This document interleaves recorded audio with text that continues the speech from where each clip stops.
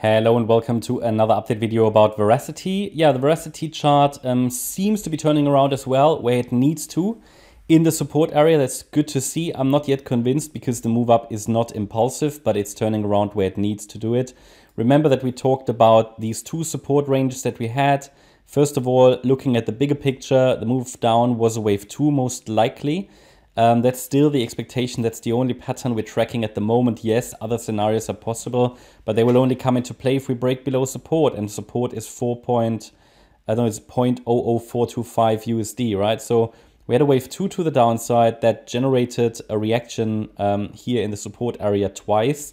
The latest one was potentially impulsive, not clearly impulsive, yes, visually, but looking at the wave proportions I just mentioned before, while it reached the ideal target here for circle wave 1, it's just so difficult to say, okay, is this an actual impulse or is it just a typical altcoin fake pump? So all I can do is to really leave you with that comment because it's, you cannot really identify clearly the microstructures. It's just not reliable, okay? So, but anyway, if this is a wave, I mean, nobody, it doesn't help anybody if I tell you, yeah, that's definitely an impulse. If I can't clearly recognize it, it could be. It's just that sometimes, especially smaller time frames, generate a lot of distortions, especially when we talk about the altcoin sector. However, it was an impressive move, impressive reaction to our support range. Pullback was in 3 waves. That's good.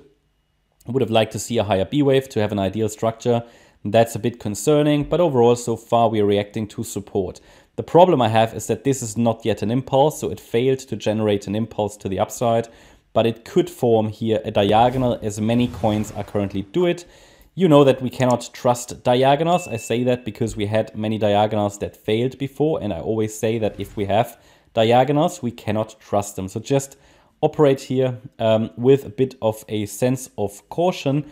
What I'm thinking is that this wave 1 might unfold as leading diagonal. So we had here a wave 1, a wave 2, a wave 3. We might be in a 4, and then one more high in a wave 5.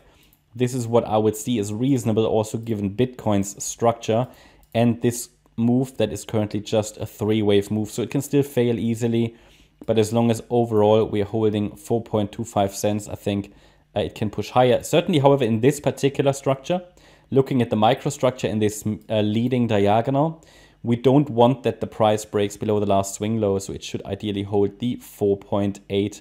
No, it's not 4.8 cents, it's 0.0048 USD. Yeah, critical support is 0.00425.